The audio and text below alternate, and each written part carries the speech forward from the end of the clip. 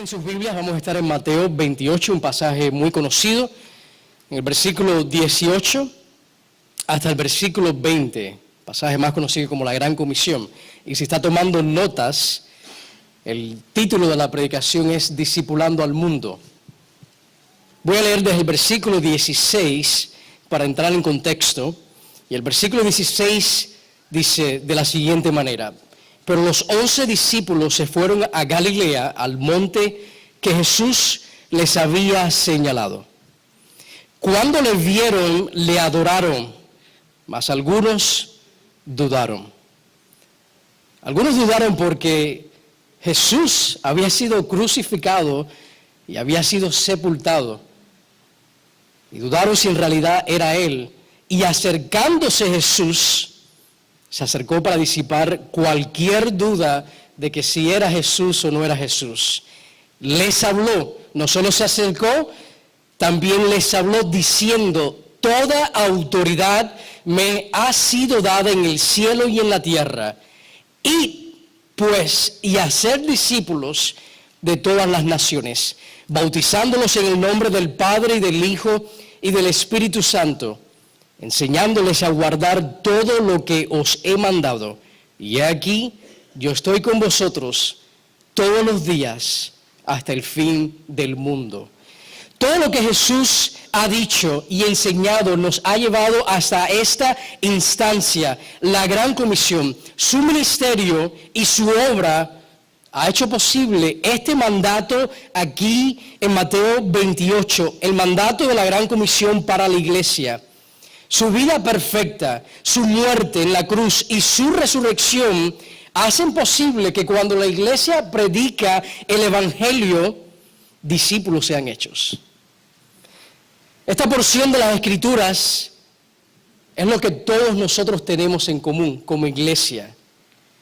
Un mandato dado por Dios a su iglesia de hacer discípulos de personas en este mundo que en este momento no son parte de su iglesia. Si hiciéramos una encuesta en este momento a la congregación con la siguiente pregunta: ¿cuál es el propósito primario de la iglesia?, yo les aseguro que las respuestas van a ser variadas.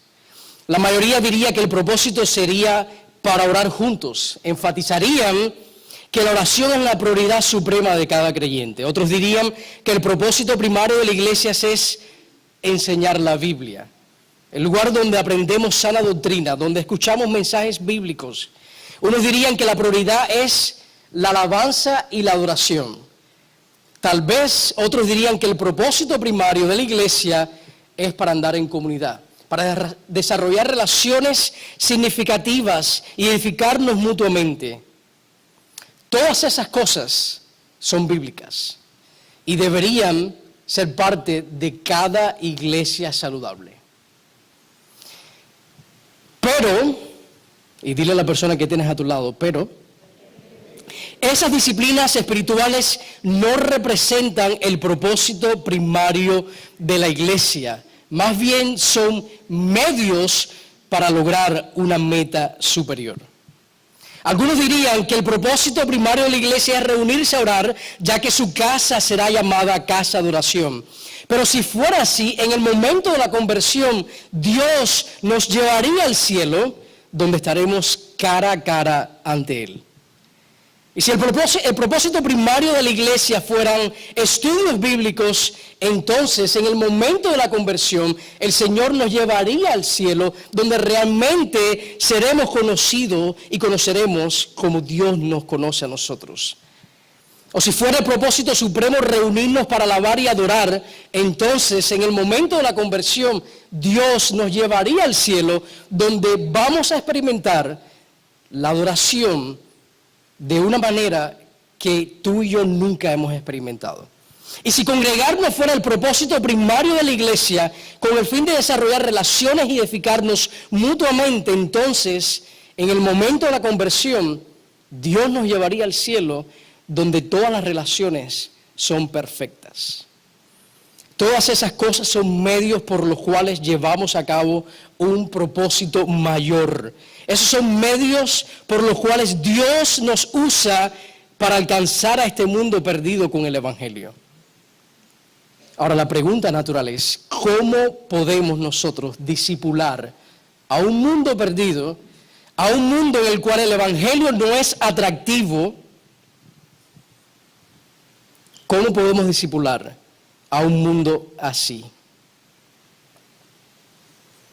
A un mundo hostil. ¿Cuáles son los medios para poder discipular a este mundo? Quiero que veamos 4 cosas en el pasaje. Número 1, vamos a ver una oración ferviente. Número 2, vamos a ver una predicación sin excusas. Número 3, vamos a ver una adoración genuina. Y número 4, un discipulado intencional. Si queremos ser efectivos en llevar a cabo la gran comisión, entonces desesperadamente necesitamos andar en comunión los unos a los otros para equiparnos y edificarnos y animarnos a medida que compartimos el Evangelio con otros. Y si discipular al mundo es nuestra misión, entonces necesitamos estudiar la Biblia para aprender qué es lo que tenemos que compartir, cuáles son los componentes del Evangelio. Y si nuestra misión es alcanzar al mundo, entonces necesitamos orar. Orar juntos y orar por los perdidos. Orar por la salvación de aquellos que no conocen a Cristo. Y necesitamos ser adoradores y congregarnos para exaltar, alabar y adorar a Jesús. Y permítanme decir algo y dejarlo claro de una vez y para siempre. Por supuesto que la meta de la iglesia suprema es la gloria de Cristo. Efesios claramente nos dice que fuimos salvados para la alabanza de su gloria. Ahora, el método primario en el cual nosotros glorificamos a Cristo es haciendo discípulos.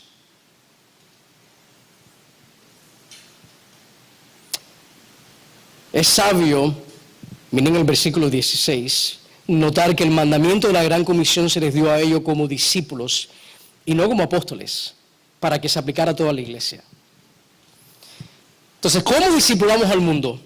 Número 1, escriba esto, comienza con una oración ferviente. El versículo 18, Jesús dice, toda autoridad me ha sido dada en el cielo y en la tierra.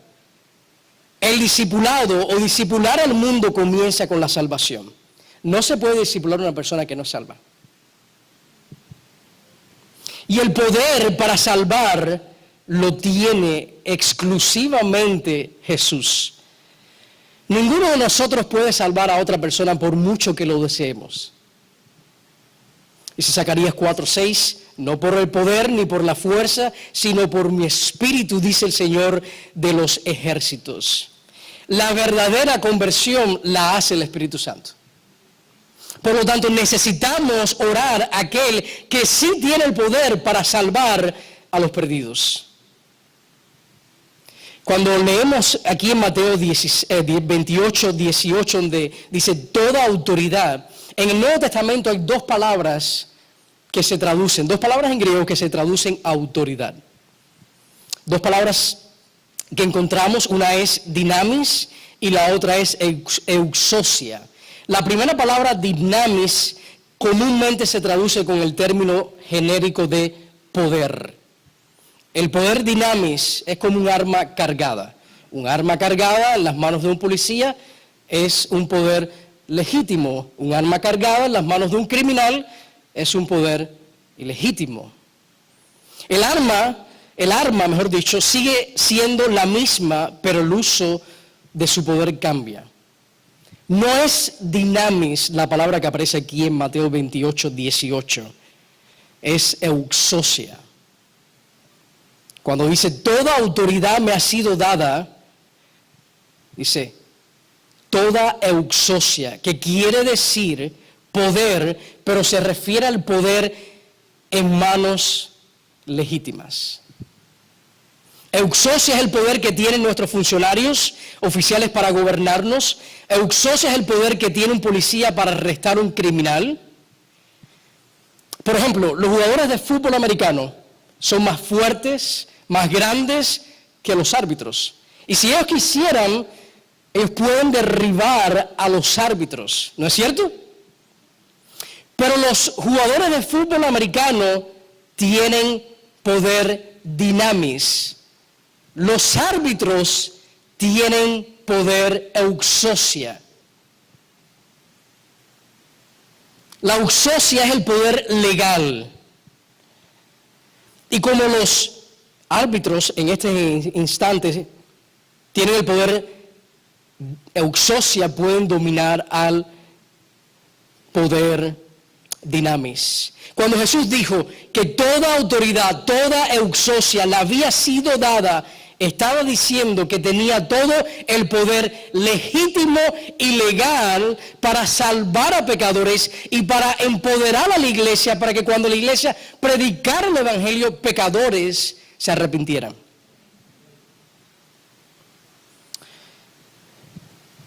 Escuche bien, Jesús no está en un forcejeo con Satanás tratando de ver si puede salvar a pecadores del reino de las tinieblas. Satanás no se iguala con Jesús. Nadie tiene poder y autoridad como la tiene Jesucristo. Y en las palabras de Steve Lawson dice que ni siquiera es una pelea justa. Solo Dios tiene toda autoridad y aquí Jesús está apuntando a su autoridad y a su deidad.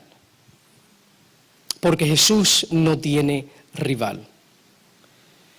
Así que la iglesia ha sido autorizada, tú y yo hemos sido autorizados y habilitados para la gran comisión, como iglesia de Jesucristo.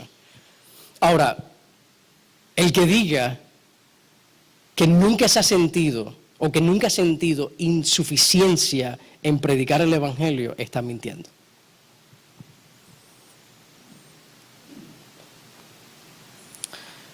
Para llevar a cabo la gran comisión nadie es suficiente. Por eso necesitamos orar fervientemente. El poder se encuentra en Jesús. Por lo tanto, necesitamos orar por los perdidos. Escuchen cómo Pablo conecta el evangelismo con la oración. En Efesios 6:19, Pablo decía, orar por mí, para que me sea dada palabra al abrir mi boca, a fin de dar a conocer sin temor. Si Pablo sentía temor, ¿cuánto más nosotros? Dice, oren por mí para que pueda comunicar el evangelio, el misterio del evangelio como debo de hacerlo. Y yo les voy a soltar a que se apropien de esta oración. Una oración que yo he estado haciendo ya por tiempo y una oración que dice de esta manera, Señor, no dejes que pase un año sin que yo de alguna u otra forma esté involucrado en la salvación de otra persona.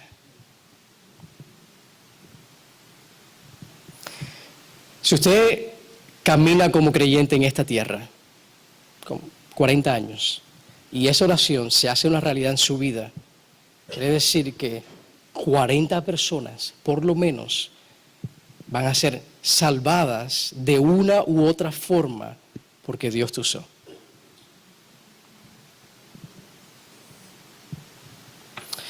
Y ese es el llamado que vemos aquí cuando Jesús dice toda autoridad, de confiar en Él, que necesitamos orar a aquel que tiene la autoridad para hacer que personas muertas espiritualmente tengan oídos para oír y un deseo para arrepentirse. Jesús es la garantía de que la gran comisión puede llevarse a cabo, por eso oramos. Y la gran comisión comienza ahí, con una oración ferviente. Ahora, número 2, ¿cómo discipulamos al mundo? Con una predicación sin excusas. Versículo 19 dice, id pues y hacer discípulos de todas las naciones, bautizándolos en el nombre del Padre y del Hijo y del Espíritu Santo. Y aquí la pregunta es, bueno, ¿qué es lo que predicamos sin excusas?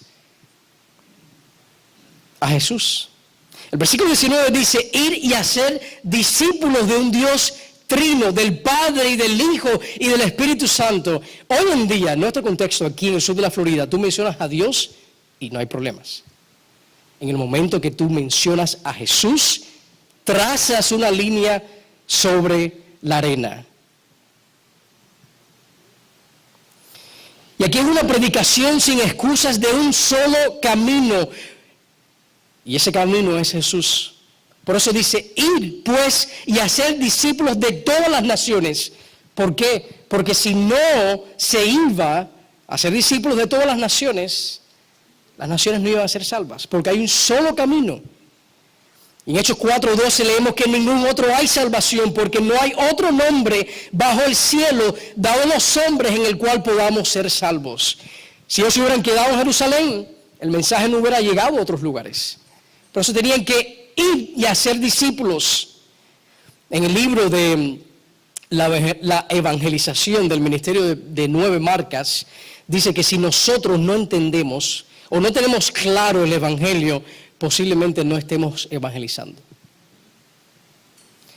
Y predicamos sin excusas un solo camino, exclusivamente, el camino angosto, una sola forma de ser salvo.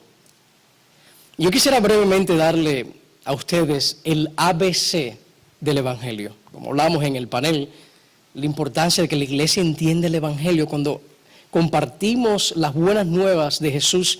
Bueno, ¿qué es lo mínimo que tenemos que compartir?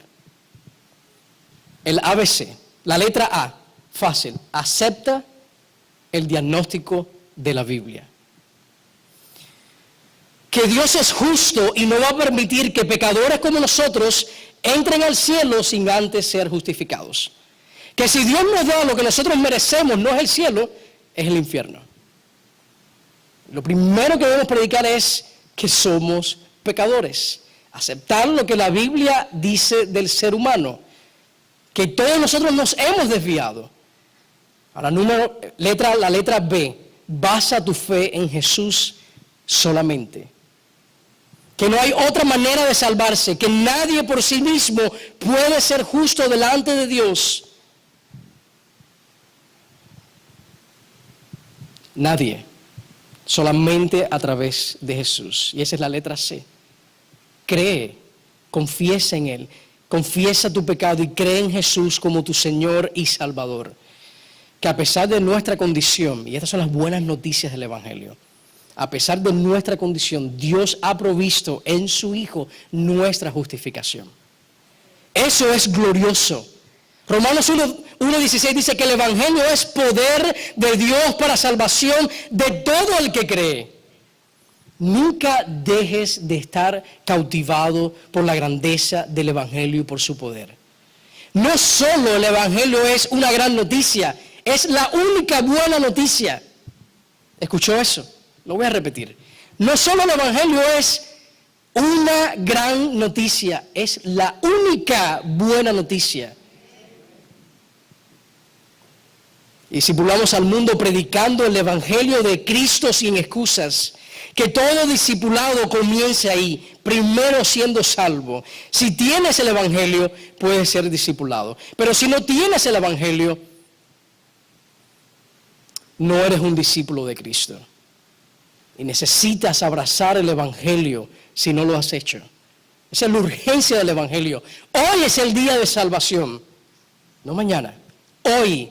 Y noten que el versículo 19 dice, id y hacer discípulos. Nosotros no esperamos que el mundo venga a nosotros vamos y hacemos discípulos a medida que vivimos en este mundo.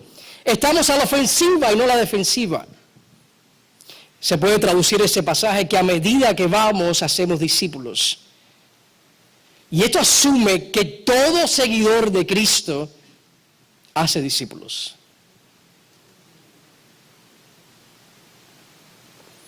Si tú eres una persona que ha entrado por el camino estrecho, que lleva la vida, tú eres un discípulo y los discípulos hacen discípulos de Jesús.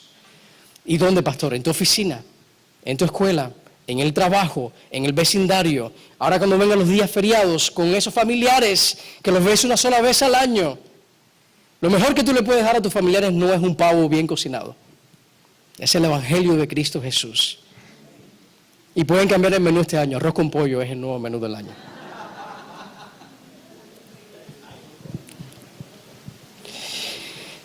Predicar el Evangelio de Cristo sin excusas.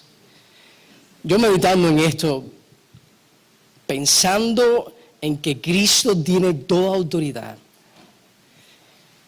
pensando en su divinidad y soberanía, déjenme decirle algo, iglesia. Dios ha decretado desde antes de la fundación del mundo citas divinas en las cuales tú puedes compartir el Evangelio. Pablo decía, oren por mí porque va a llegar momentos donde Dios me va a abrir una puerta y yo necesito predicar a Cristo sin excusas. Las personas se convierten escuchando a Cristo. ¿Cómo discipulamos al mundo? Número 3, con una adoración genuina. Versículo 20 dice, enseñándoles a guardar todo lo que os he mandado. Esto es un llamado aquí a enseñar a otros lo que tú ya estás viviendo. En otras palabras, ¿tú quieres ser un discipulador efectivo? Vive lo que predicas. Hay un pasaje en segunda de Timoteo, donde Pablo, en sus últimas palabras a Timoteo, le dice en el capítulo 2, versículo 20, ahora bien, en una casa grande no solamente hay vasos de oro y de plata, sino también de madera y de barro, y unos para honra y otros para deshonra. Por tanto, si alguno se limpia de estas cosas, será un vaso para honra, santificado, útil para el Señor, preparado para toda buena obra. ¿Ustedes saben por qué la iglesia a veces no es efectiva en evangelizando al mundo? Porque la iglesia a veces está viviendo en pecado.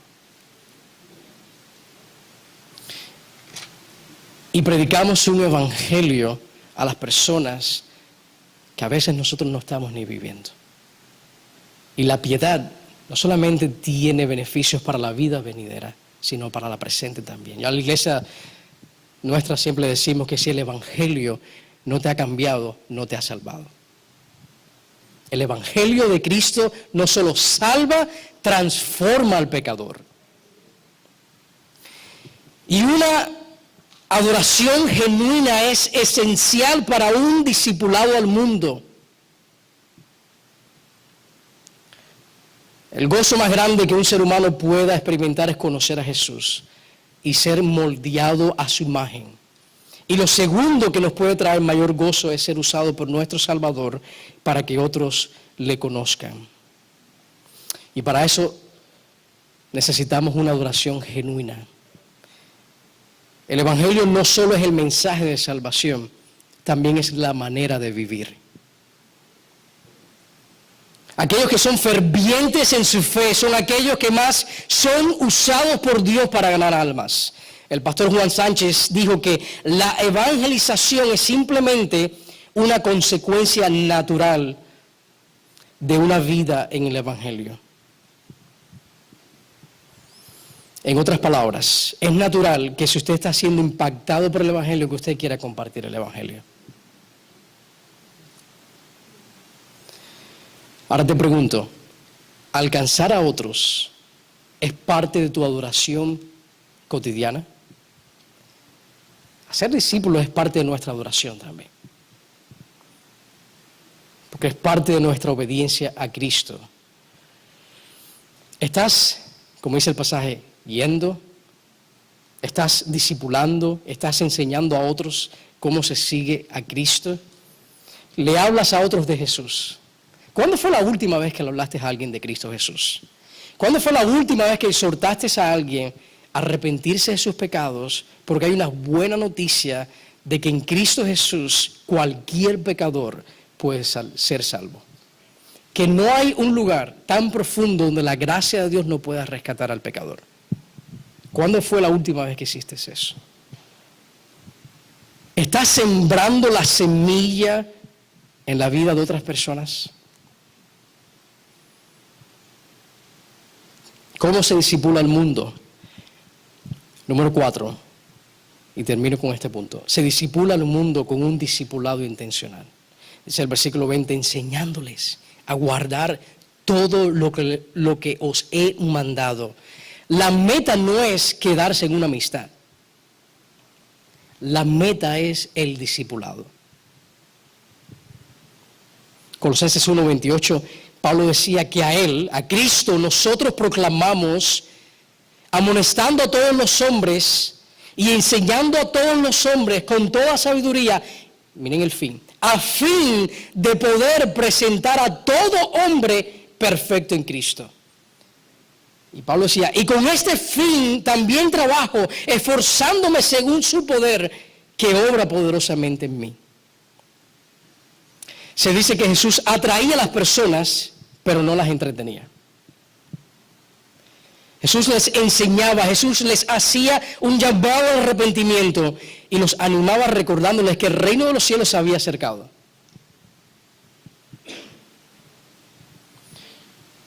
La iglesia tiene la misión más gloriosa en la cual un ser humano puede involucrarse, ir y hacer discípulos.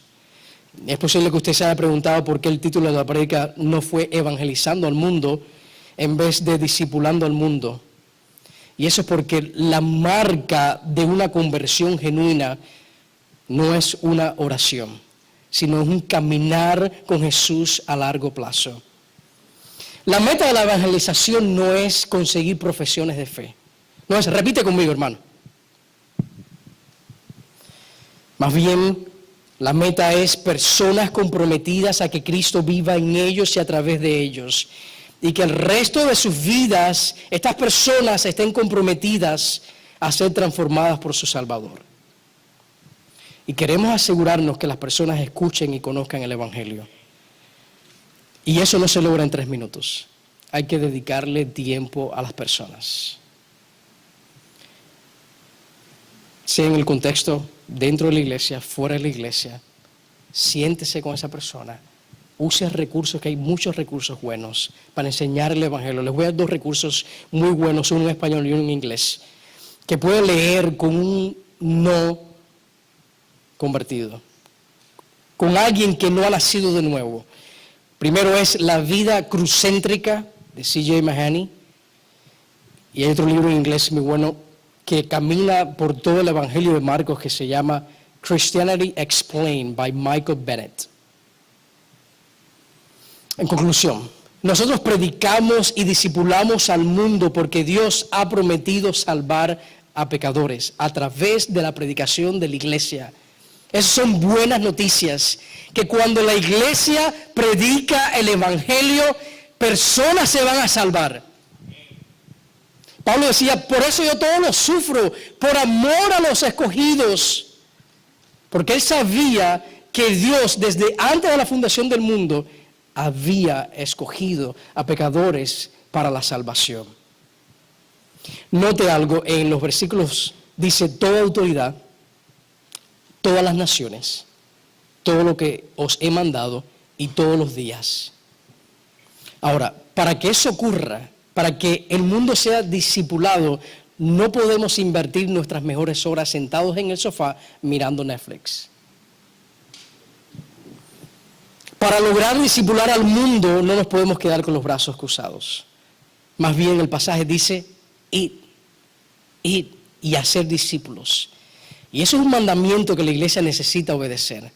Y es nuestra responsabilidad y es nuestro privilegio. Termino con una ilustración. Necesito que piensen en 3 cosas.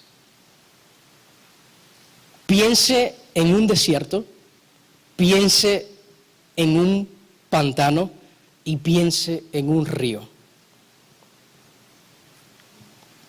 Cada uno de nosotros aquí es como un desierto, o como un pantano, o como un río.